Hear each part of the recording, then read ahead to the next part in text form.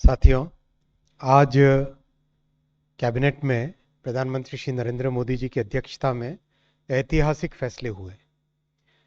मैं 5 विषयों को आपके सामने रखूंगा। सबसे पहला, जैसा आपने देखा, हाल ही में बजट में माननीय प्रधानमंत्री जी ने एक नई कल्पना दी थी, पूर्वोदय की कल्पना। पूर्वोदय से ही भारत का उदय हो सकता है। भारत के ईस्टर्न स्टेट्स में एक विशेष फोकस के साथ डेवलपमेंट कैसे हो, वैसा माननीय प्रधानमंत्री जी ने बजट के दौरान कल्पना दी थी। और जैसा प्रधानमंत्री श्री नरेंद्र मोदी जी का काम करने का तरीका है, जो वो कहते हैं वो करते हैं।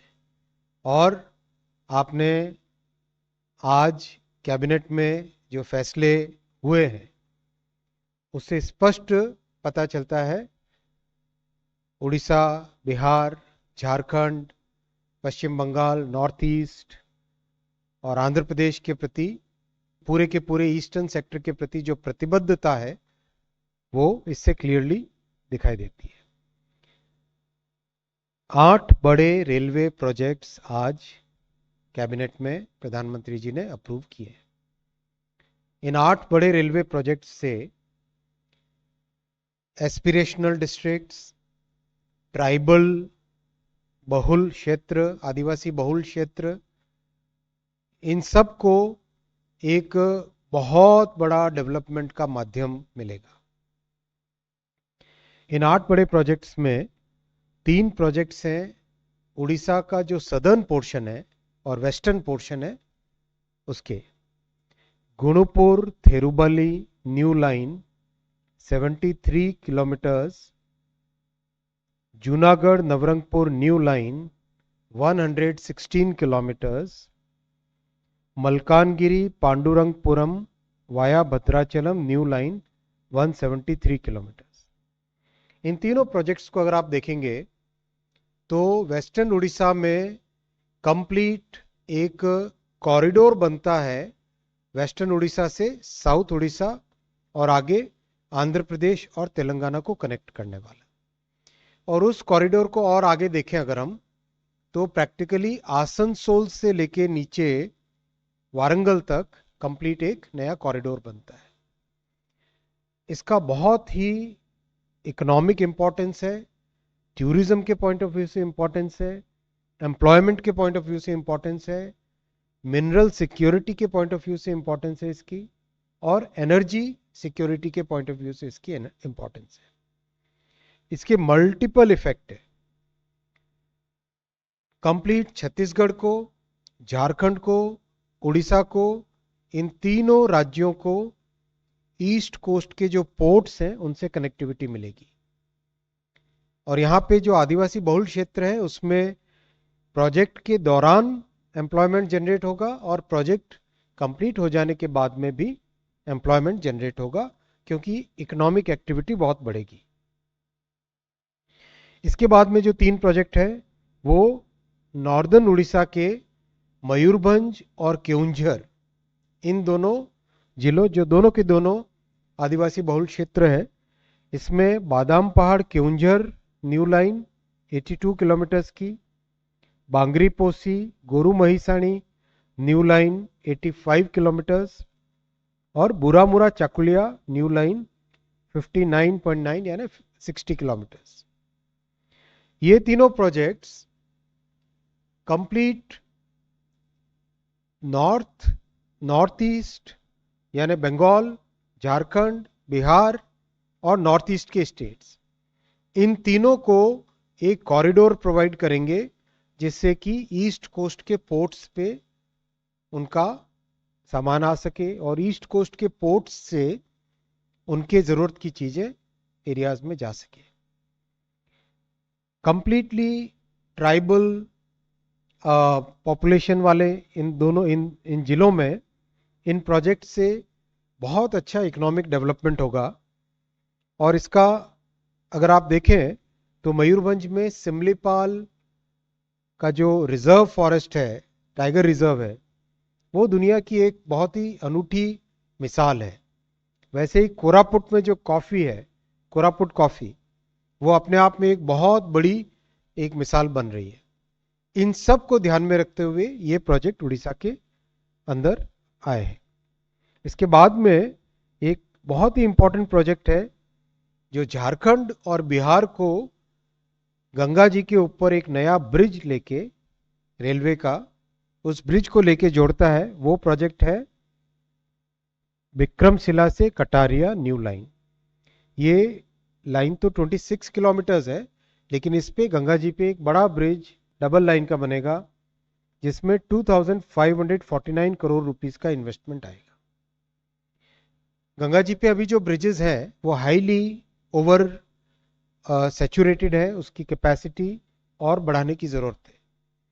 और इस ब्रिज से और नीचे जो आपके सामने अभी मयूरभंज और केवंझर जिले के प्रोजेक्ट्स रखे, इनसे एंटायर नेपाल, बिहार, पूर्वांचल और बंगाल और नॉर्थ ईस्ट, इनको पूरे को एक कॉरिडोर मिलेगा, जो कॉरिडोर ईस्टर्न कोस्ट लाइन पे जो पोर्ट्स हैं उन पोर्ट्स के साथ कनेक्ट करेगा। और जो मिनरल का हब है उससे आराम से बिहार, बंगाल और नॉर्थ ईस्ट में मिनरल्स का ट्रांसपोर्टेशन हो सकेगा, फर्टिलाइजर्स और फूड ग्रेन का ट्रांसपोर्टेशन हो सकेगा, और पैसेंजर्स के लिए बहुत बड़ी नई कैपेसिटी इससे क्रिएट होगी। 8th प्रोजेक्ट जो आज अप्रूव हुआ है वो महाराष्ट्र का है और बहुत ही इंपॉर्टेंट प्रोजेक्ट है। महाराष्ट्र में मराठवाड़ा और उत्तर महाराष्ट्र, इन दोनों को जोड़ता हुआ जलगांव से जालना, जालना हुआ मराठवाड़ा में, जलगांव हुआ उत्तर महाराष्ट्र में। जलगांव से जालना का प्रोजेक्ट बहुत बड़ा प्रोजेक्ट है, नई लाइन है ये। 7,105 करोड़ रुपीस की इसकी कंप्लीशन कॉस्ट होगी। 174 किलोमीटर्स का प्रोजेक्ट है और इस प्रोजेक्ट से पूरे मराठवाड़ा को ट्रांसपोर्टेशन के लिए, पैसेंजर्स के लिए, गुड्स के लिए, फर्टिलाइजर के लिए, वहाँ पे बड़ी अच्छी सीमेंट इंडस्ट्री है उसके लिए, इन सब के लिए एक अच्छा ट्रांसपोर्टेशन कॉरिडोर मिलेगा। और इससे जो वर्ल्ड हेरिटेज है अजंता और एलोरा की केव्स, उनको कनेक्टिविटी मिलेगी। इसलिए इस प्रोजेक्ट का नाम है Ajanta caves rail connectivity from Jalna and Jalgaon. तो इस तरह से 8 बड़े रेलवे प्रोजेक्ट्स जो आज करीब 24,657 करोड़ रुपीस के, ये 8 के 8 प्रोजेक्ट्स के बहुत सारे इंप्लीकेशंस हैं। आप सब जानते हैं कि रेलवे एक बहुत ही एनवायरमेंट फ्रेंडली ट्रांसपोर्टेशन का मोड है। इससे इन 8 प्रोजेक्ट से 143 million tonne cargo rail mode पे आएगा। उससे total 767 crore kilograms of carbon dioxide emissions बचेंगे। आप उसका 767 करोड़ कार्बन डाइऑक्साइड एमिशंस को सरल भाषा में समझेंगे तो इसका मतलब हुआ ये 8 प्रोजेक्ट करना, it is equivalent to planting 30 crore trees, because one tree absorbs about 25 kilograms of carbon dioxide in 1 year. And these projects, 8 projects, will be saving 767 crore kilograms of carbon dioxide. तो ये बहुत ही महत्वपूर्ण, और and this is in the entire chain of decisions that you have seen in the new government. शुरुआत में offshore wind energy, Vadhavan port, फिर highway के projects, फिर अब रेलवे के प्रोजेक्ट्स। तो जो इंफ्रास्ट्रक्चर की ग्रोथ स्टोरी है, that programme remains very robust, और आज के फैसले उसी प्रोग्राम में एक बहुत बड़ी महत्वपूर्ण माइलस्टोन है। This was the first item. I will come to the second item. माननीय प्रधानमंत्री श्री नरेंद्र मोदी जी का हमेशा से गरीब, वंचित और मिडिल क्लास परिवारों पे बहुत बड़ा फोकस रहा है। इसीलिए पहले 10 वर्षों में 4 करोड़ घर प्रधानमंत्री आवास योजना के तहत पूरे देश भर में एक बहुत बड़ा सोशल ट्रांसफॉर्मेशन इससे आया है। इसी कड़ी में 3 करोड़ और नए घर जो प्रधानमंत्री जी ने अपनी पहली घोषणा की थी, आज उसके इम्प्लीमेंटेशन के लिए कैबिनेट में डिटेल्ड चर्चा हुई, डिटेल्ड कैबिनेट में डिस्कशन हुआ इस पे, और 3 करोड़ नए घर बनाने का फैसला लिया गया, जिसमें 3,60,000 करोड़ 3,60,000 करोड़ रुपीस का टोटल बजटरी प्रोविजन रहेगा। 2 करोड़ घर रूरल एरियाज में रहेंगे और 1 करोड़ घर अर्बन एरियाज में रहेंगे। अर्बन एरियाज में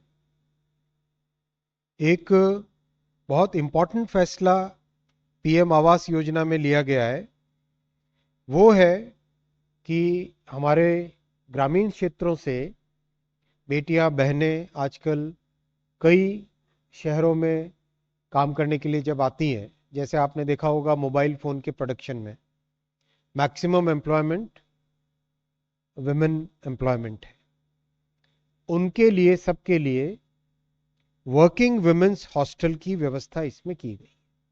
सेकंड बहुत बड़ा फैसला लिया गया है कि जो अफोर्डेबल हाउसिंग वाला सेगमेंट है, उस सेगमेंट में लो इंटरेस्ट रेट पे देने का जो प्रोविजन है, उसमें और आगे प्रोविजन बढ़ाया गया है। ईडब्ल्यूएस, एलआईजी और एमआईजी कैटेगरीज में 25 लाख रुपए तक के होम लोन पर 4% की रेट से इंटरेस्ट सब्सिडी दी जाएगी। 1.8 लाख रुपीस इसमें कैप रहेगा, 5 एनुअल इंस्टॉलमेंट्स में ये सब्सिडी दी जाएगी। इसके लिए क्रेडिट गारंटी और जो फाइनेंशियल प्रोविजन किया गया है, उसमें क्रेडिट गारंटी में भी इंक्रीज किया गया है। 1,000 करोड़ रुपए का जो कॉर्पस था, उसको बढ़ाकर 3,000 करोड़ रुपए का कॉर्पस बनाया गया है। इससे अफोर्डेबल हाउसिंग का जो फाइनेंसिंग का मैकेनिज्म है वो और अफोर्डेबिलिटी बहुत बढ़ेगी, और जो लो इनकम और मिडिल इनकम फैमिलीज हैं उनके लिए एक बहुत अच्छा ही माध्यम बनेगा।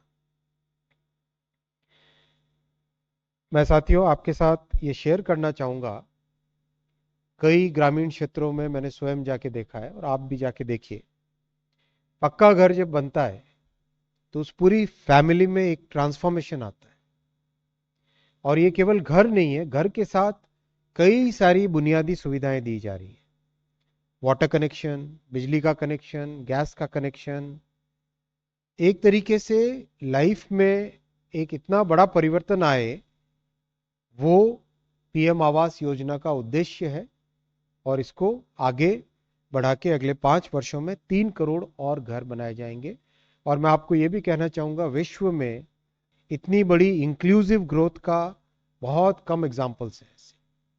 This is one of the most inclusive growth programmes taken by NDA government under the leadership of prime minister Shri Narendra Modi ji. I will come to the third point. A very major decision has been taken today. आज किसानों की income को बढ़ाने के लिए एक बहुत बड़ा फैसला लिया गया है, वो है क्लीन प्लांट प्रोग्राम।